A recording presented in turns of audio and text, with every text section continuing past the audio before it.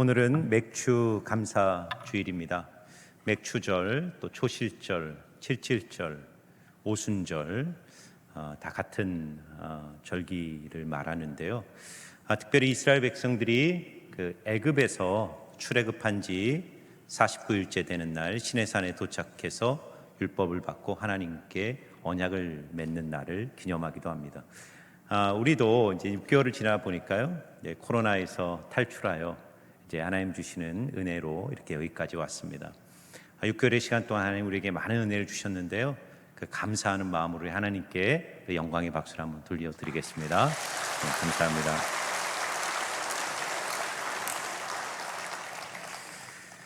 오늘 특별히 함께 나누는 말씀을 통해 여러분 안에 하나님이 주시는 놀라운 평강이 여러분의 마음에 충만하기를 주의 이름으로 축원합니다.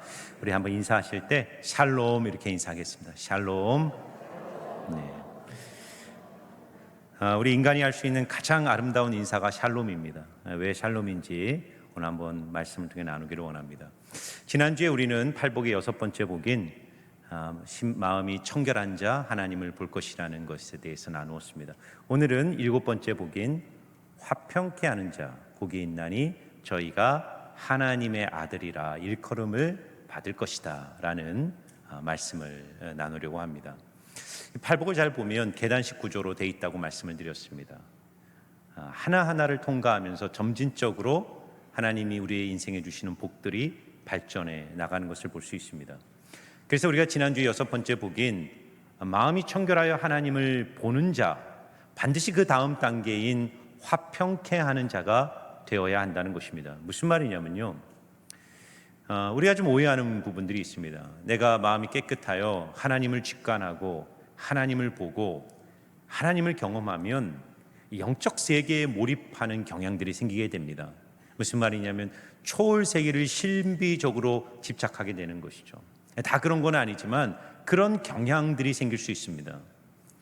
예배의 자리, 기도의 자리, 말씀의 자리, 그래서 기도원에 사시는 분들도 있고요, 40일 금식 기도, 그게 나쁘다는 게 아닙니다. 밸런스의 문제를 말하는 건데요, 하나님을 보는 자, 마음이 청결해 하나님을 보는 자는 반드시 그 다음에 어디로 가냐면 화평케 하는 자의 삶으로 가야 되는 것입니다. 세상 속으로 들어가 하나님이 감당하라 하신 소명을 이루는 삶으로 나가야 된다는 것입니다. 우리의 신앙이 건강하지 않을 때는요, 세상을 바라보는 두 가지 극단적 시각이 있습니다. 어떤 그리스도인들은 세상을 신나는 놀이터라고 생각합니다. 그래서 그냥 마냥 세상을 즐기고 싶은 거예요. 어떤 그리스도인들에게 세상은요, 냄새나는 시궁창입니다. 피하고 싶은 거예요. 가고 싶지 않은 것입니다. 그런데 여러분, 건강한 그리스도인은요, 소명을 발견한 그리스도인들은 이 세상을 하나님의 작업장이라고 생각합니다. 이 땅에서 그분의 나라를 여전히 이루기 위해서 일하시는 하나님의 일터, 그리고 우리의 인생은 지금도 일하시는 하나님의 두 손에 들려진 하나님의 선한 도구라는 사실을 발견하게 됩니다. 그래서 오스 기니스라는 분이 쓰신 소명이라는 책이 있는데요, 너무너무 좋은 책입니다. 꼭 한번 읽어보세요. 오스 기니스의 소명. 이 소명, 콜링인데 영어로 콜링, 부르심이죠. 하나님이 우리를 어떤 삶으로 부르시는가에 대한 책입니다. 그런데 오스 기니스는 이 책에서 우리를 향한 하나님의 부르심이 두 가지가 있다는 거예요. 1차 소명, 2차 소명이라고 정의하는데요, 1차 소명을 오스 기니스는 이렇게 정의를 내립니다. 1차 소명은 하나님에 의한, 하나님을 향한, 하나님을 위한 부르심이다. 다시요, 하나님에 의한, 하나님을 향한, 하나님을 위한 부르심이다. 이게 도대체 무슨 말입니까? 우리 인간을 향한 하나님의 첫 번째 소명의 목적은 하나님 그분을 예배하는 거예요. 그분을 기뻐하고 그분을 찬양하고 우리의 마음과 뜻과 목숨과 힘을 다해 하나님께 우리의 모든 것을 드리는 예배자의 삶. 그래서 팔복의 6번째에 있는 것처럼 마음이 청결하여 하나님을 직관하고 하나님을 보는 삶, 이것이 우리의 삶의 1차 소명입니다. 그런데 만일 소명이 1차 소명만 있다면 우리는 어떻게 해야 될까요? 직장도 그만두고 일터도 그만두고 세속과 등을 지고 항상 하나님을 예배하고 기도하고 묵상하고 신비적 세계에 머물러 있는 것이 그리스도인의 삶이 되어야 될 것입니다. 그런데 1차 소명은 반드시 우리를 2차 소명으로 인도하는데 오스기리스는 2차 소명을 이렇게 정의를 내립니다. 우리의 2차적인 소명은 모든 것을 다스리시는 주권적인 하나님을 기억하고 모든 사람이 모든 곳에서 모든 일에서 전적으로 그분을 위하여 생각하고 말하고 살고 행동하는 것이다. 이것이 바로 성도를 향한 하나님의 2차 소명이라는 겁니다. 왜 우리가 예배하는가? 왜 우리가 하나님을 묵상하고 하나님을 직관하고 하나님으로부터는 영적인 복을 누려야 되는가?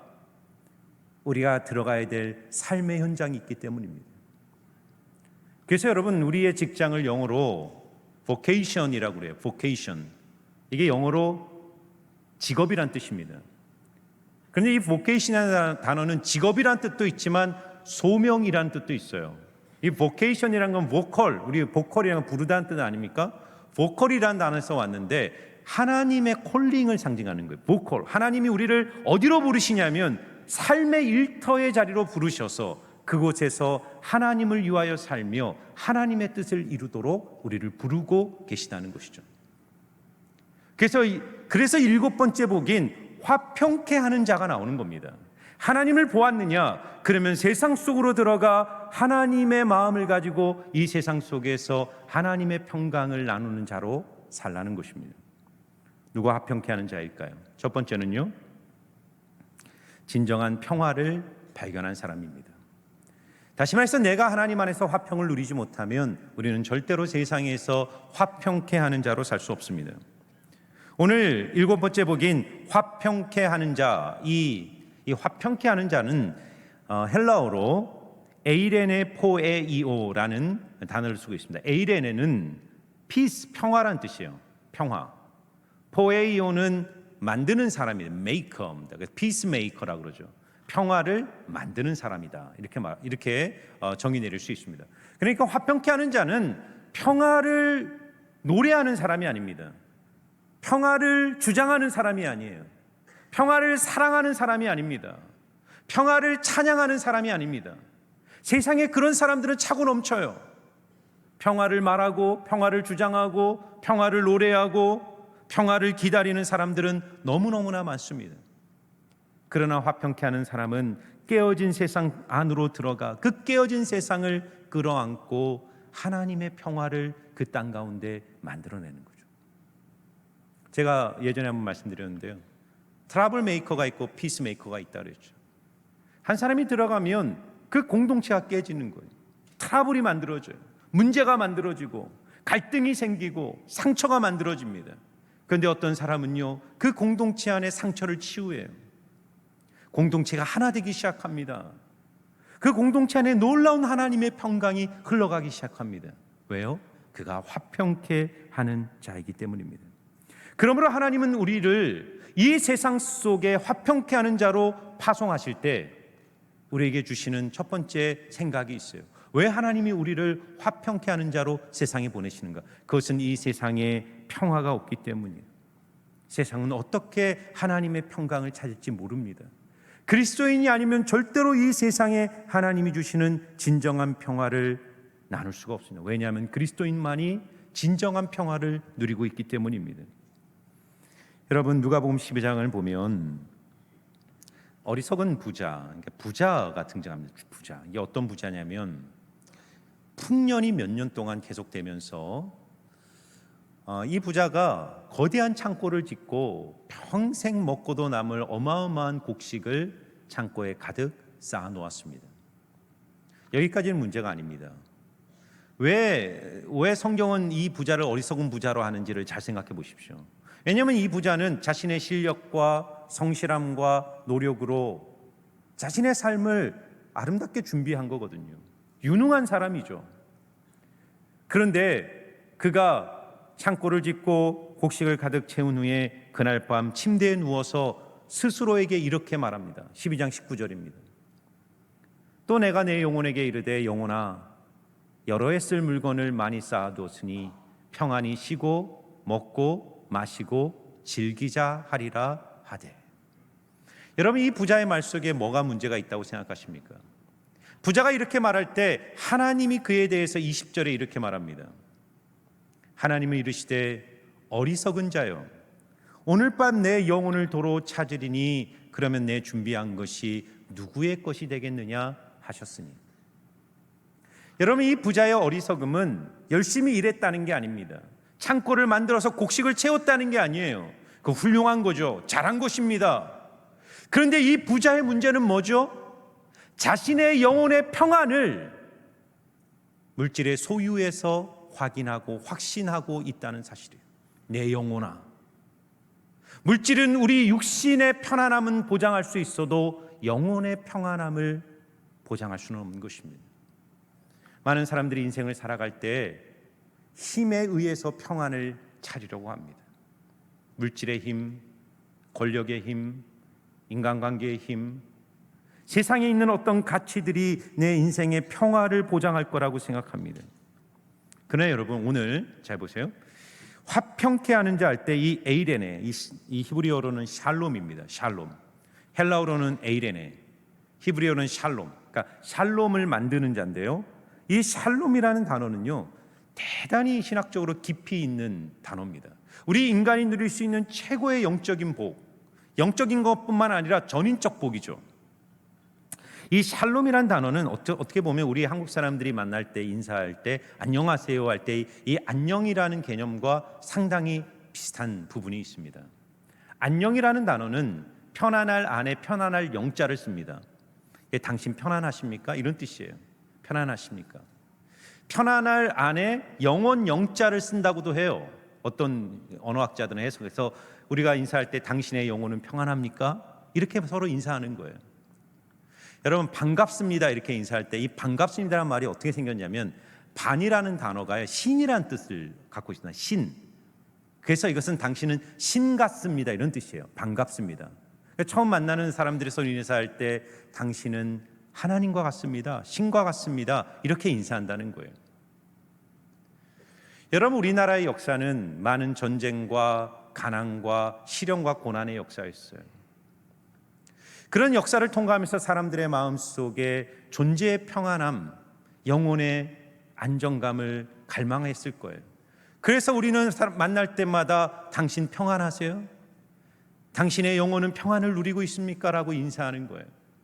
그리고 그 평안을 서로에게 나눌 때 그 전제에서는 뭐냐면 신의 은총과 돌봄이 당신의 삶을 지키고 있다는 생각들이 저변에 깔려있는 것 아니겠습니까? 그것이 가장 선명하게 나타나고 있는 것이 샬롬이란 단어예요. 유대인들은 서로 만날 때마다 샬롬이라고 인사해요. 평안이란 뜻입니다. 문자적으로는 평안이지만 샬롬에 있어서 가장 중요한 개념은 하나님과의 관계를 의미하는 거예요. 당신은 하나님과의 바른 관계 속에서 평안을 누리고 있습니까? 당신은 하나님의 돌보심을 확신하고 있습니까? 당신은 하나님의 역사하심과 동행하심을 날마다 묵상하고 있습니까를 묻는 것 아니겠습니까? 그래서 어떤 신학자는요, 샬롬을 이렇게 정의 내리고 있어요. 샬롬은 당신을 향하여 하나님이 주실 수 있는 최대의 선, 당신이 누릴 수 있는 하나님의 최고의 축복의 상태, 이것이 바로 샬롬이라는 거예요. 그래서 여러분, 샬롬은요, 팔복의 여섯 번째 복인 마음이 청결하여 하나님을 보는 사람이 누리는 복인 줄 믿습니다. 하나님을 볼 때 내 인생에 하나님이 통치하시고 내가 하나님의 자녀고 하나님이 내 인생을 책임지신다는 그 확신을 갖고 살아갈 때 그의 인생은 세상이 흔들 수 없는 샬롬을 누리게 되는 것이죠. 여러분, 어떤 엄마와 젊은 엄마와 아주 어린 아이, 초등학교도 이제 막 들어가기 전에 젊은 아이가 교회를 다니기 시작했어요. 근데 엄마는 하나님을 못 만났어요. 그냥 교회만 다니는 겁니다. 근데 이 아이는요, 예배를 드리다가 하나님을 알게 됐어요. 아, 하나님이 살아계시고 하나님이 내 인생을 지켜주신다는 믿음을 갖게 됐습니다. 엄마와 아이가 밤에 잠을 자는데 그날 밤 천둥이 치고 막 번개가 막 치는 겁니다. 엄마가 자다가 깜짝 놀라서 깼어요. 두려운 마음에 우리 아이가 얼마나 무서워할까 걱정이 돼서 아이 방으로 달려가 보니까 이 어린 아들이 그 캄캄한 하늘을 보면서 미소를 짓고 있는 거예요. 얘야, 너 무섭지 않아? 왜 하늘을 쳐다보고 있니? 그때 아이가 엄마에게 말해요. 엄마는 잘 이해하지 못할 텐데 엄마, 놀라운 일이 벌어졌어요. 하나님이 내 사진을 찍어주셨어요. 하나님이 내 사진을 찍어줬다는 거예요. 번개가 번쩍하면서 플라시가 터졌다고 생각한 거예요. 여러분, 우리의 인생에 시련의 천둥이 치고 고난의 번개가 우리의 인생에 터질 때가 있어요. 그런데 여러분, 하나님을 보는 자, 하나님을 아는 자는요, 두려워하지 않습니다. 여러 가지 시험을 만나거든 온전히 기쁘게 여기라. 이는 너희의 믿음의 시련이 인내를 만들어내는 줄 알미니라 말합니다. 저는요, 시편 3편이 생각이 났습니다. 저는 고난이 오고 인생의 시련이 오면 시편 3편 말씀을 가끔 묵상합니다.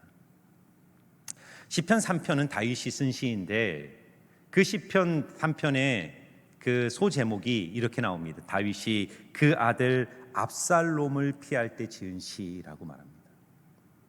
여러분, 다윗이 인생을 살면서 많은 고난이 있었는데 다윗의 인생의 가장 깊은 어두운 터널을 통과하던 시절이 바로 그 아들 압살롬의 칼을 피해서 도망갈 때, 다윗이 밧세바를 범하고 하나님께 심판을 받아요. 그래서 그 아들 압살롬이 칼을 뽑아 아버지를 죽이려 하는 겁니다. 다윗이 왕궁에서 도망쳐 나와 몇 명의 군사들과 신하들과 함께 깊은 그 광야로 들어가서 도망자가 됩니다. 주변에 있는 사람들이 다윗을 조롱해요. 하나님께 저주받은 인생, 하나님이 너를 버렸다라고 비난합니다. 여러분, 다윗의 마음이 얼마나 깊이 무너져 내렸을까요? 그래서 다윗은 시편 3편에서 자기의 절망적인 상황을 있는 그대로 하나님께 이렇게 토해냅니다. 시편 3편 1절과 2절입니다. 여호와여, 나의 대적이 어찌 그리 많은지요. 일어나 나를 치는 자가 많으니이다. 많은 사람이 나를 대적하여 말하기를 그는 하나님께 구원을 받지 못한다 하나이다. 다윗이 얼마나 마음이 힘들었을까요? 모두가 대적이고 압살롬이 자기를 죽이기 위하여 조여오는 그 상황 속에서 다윗은 주저앉고 절망할 수밖에 없었을 거예요. 그런데 여러분, 이 시편 3편을 보면 갑자기 5절과 6절에서 분위기가 확 바뀌어버립니다. 5절과 6절에서 다윗은 이렇게 고백해요. 내가 누워 자고 깨었으니 여호와께서 나를 붙드심이로다.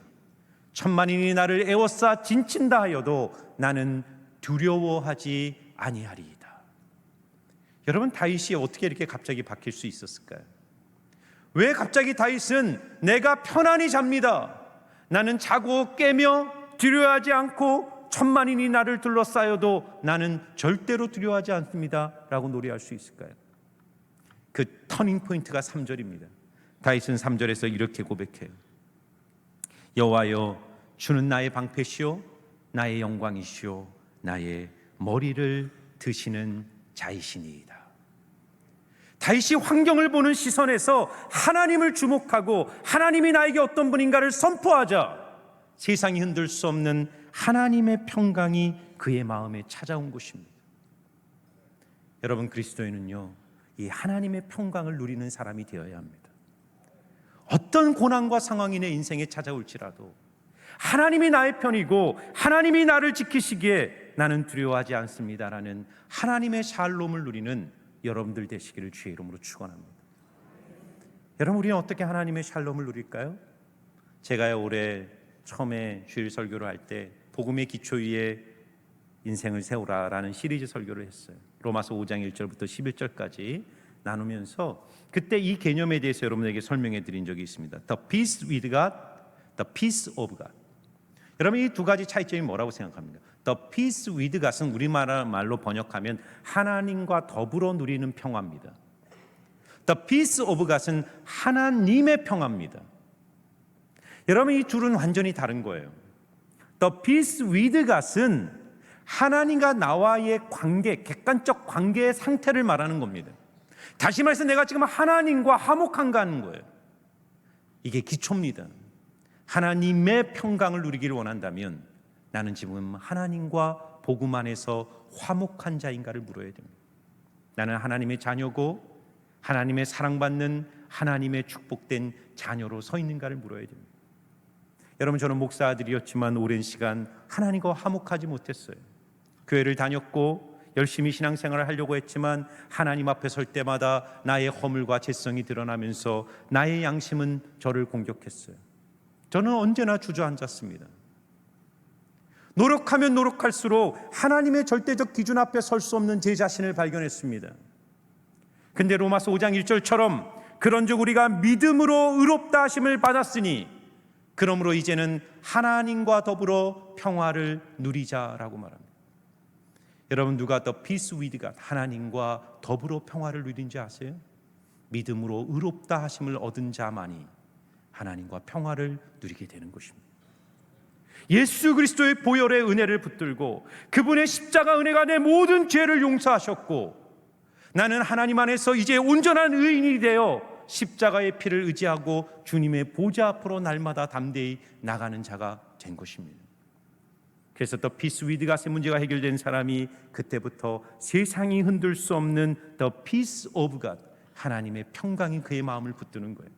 그래서 로마서 5장 2절부터 뭐가 얘기가 나오죠? 또한 우리가 믿음으로 서 있는 이 은혜에 들어감을 얻었으며 하나님의 영광을 바라고 즐거워한다는 거예요. 이뿐 아니라 환난 중에도 즐거워하나니 환난은 인내를, 인내는 연단을, 연단은 소망을 이루는 줄 우리가 아나니 소망이 우리를 부끄럽게 하지 아니함은 하나님의 사랑이 성령 안에서 우리에게 날마다 부은 바 됨이라고 고백하는 것입니다. 사랑하는 여러분, 주님과의 관계를 온전히 회복하시기를 축원합니다. 나의 선함, 나의 노력, 나의 자격이 아니라 나를 위하여 죽으신 예수 그리스도의 십자가 은혜를 붙들고 날마다 주님 앞에 나가십시오. 그리고 그 영광을 바라고 즐거워하십시오. 그러면 세상이 흔들 수 없는 하나님의 평강이 여러분의 마음속에 부은 바 될 것입니다. 그러면요, 하나님이 우리를 그 다음에 어디로 부르시냐면 고린도서 5장 18절 19절입니다. 중요한 말씀이에요. 같이 한번 읽어보겠습니다. 같이 읽겠습니다.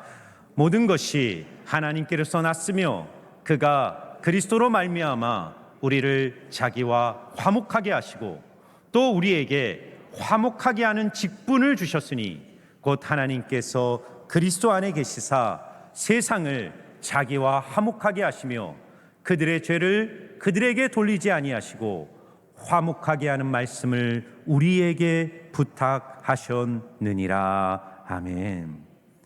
여러분, 하나님 우리를 화목하게 하는 직분으로 부르고 계십니다. 화목하게 하는 말씀을 우리에게 부탁하셨다는 거예요.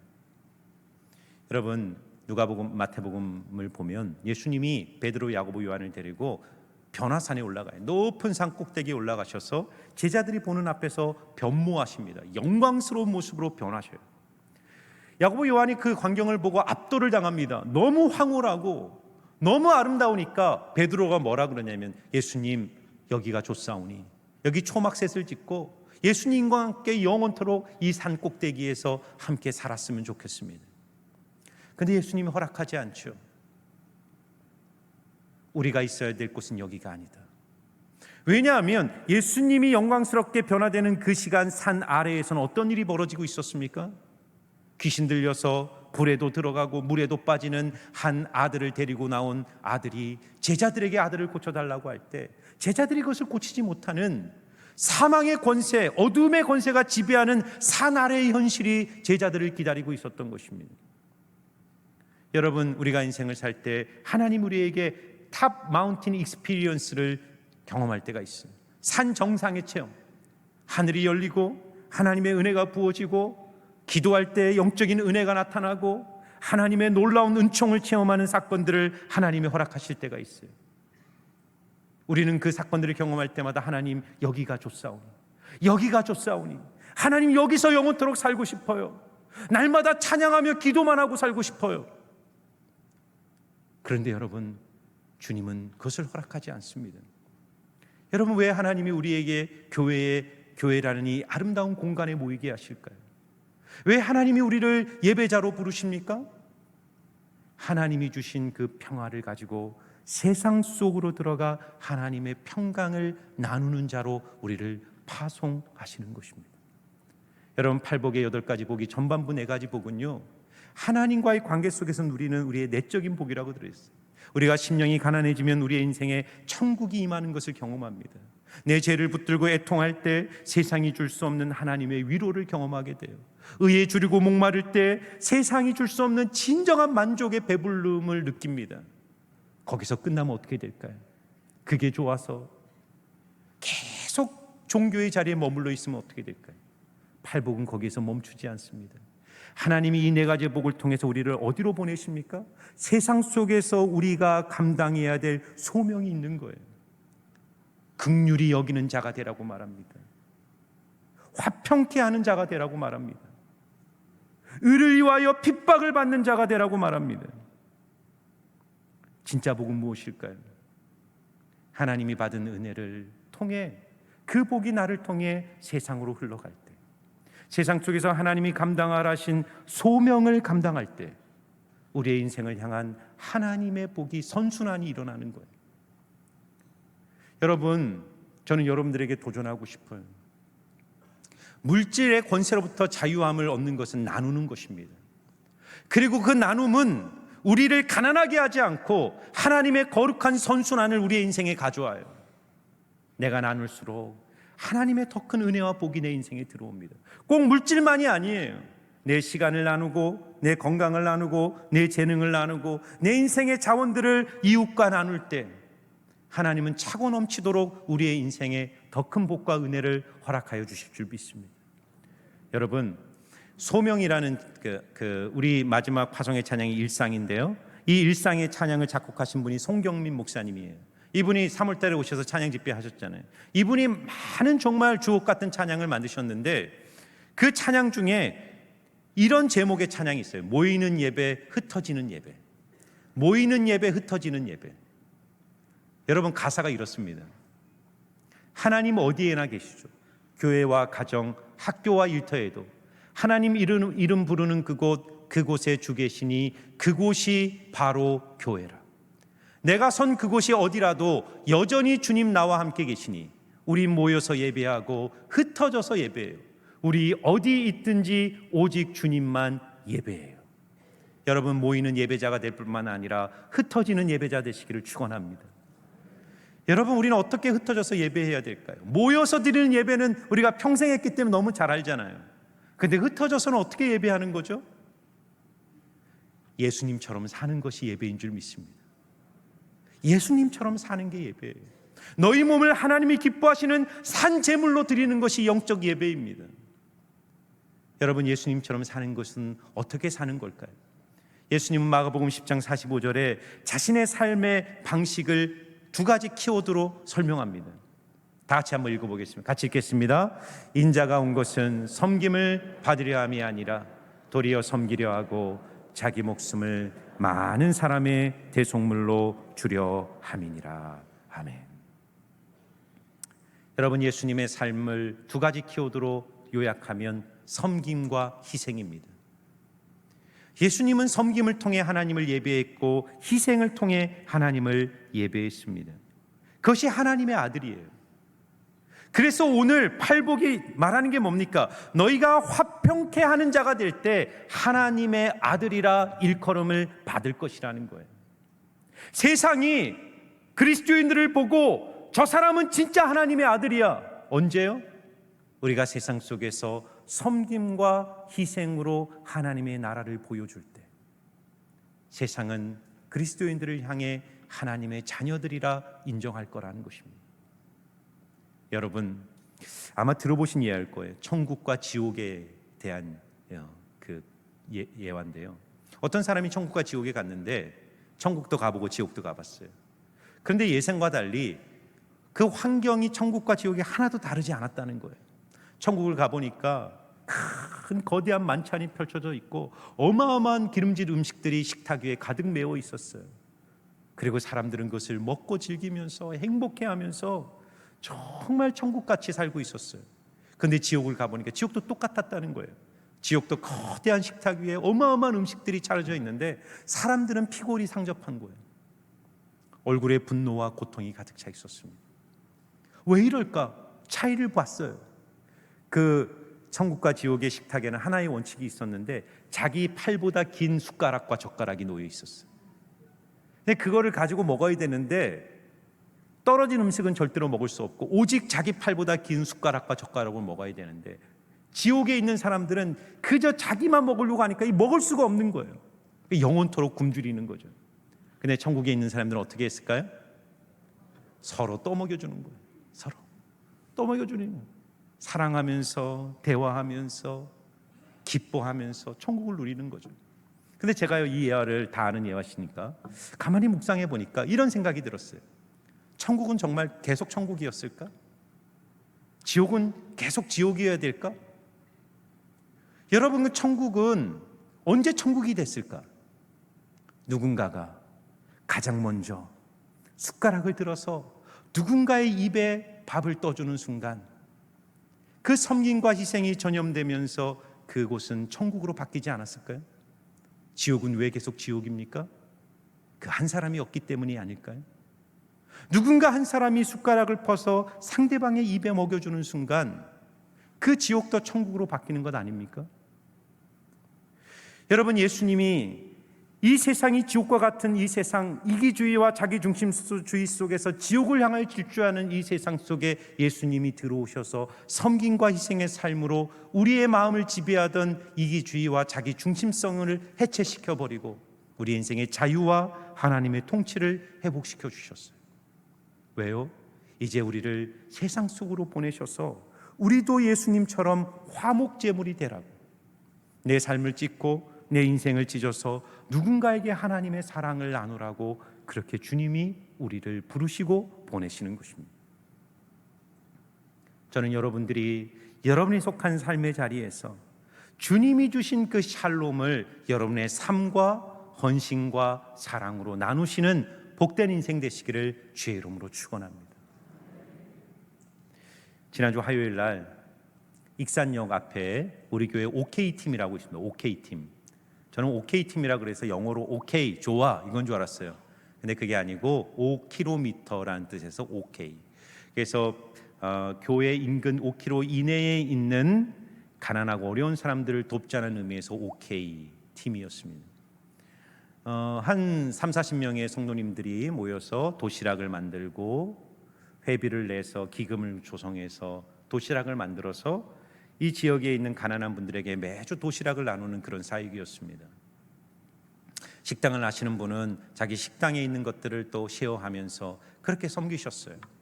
참 귀한 시간이었습니다. 찬양을 하고 또 기도를 해드리고 축복을 한 후에 그 도시락 한 100여 개를 나눠주는데 참 제가 그 순간 깜짝 놀란 것이 뭐냐면 도시락을 나눠주는데요, 무릎을 꿇고 오시는 분들에게 도시락을 나눠주는 거예요. 하나님 당신을 사랑하십니다.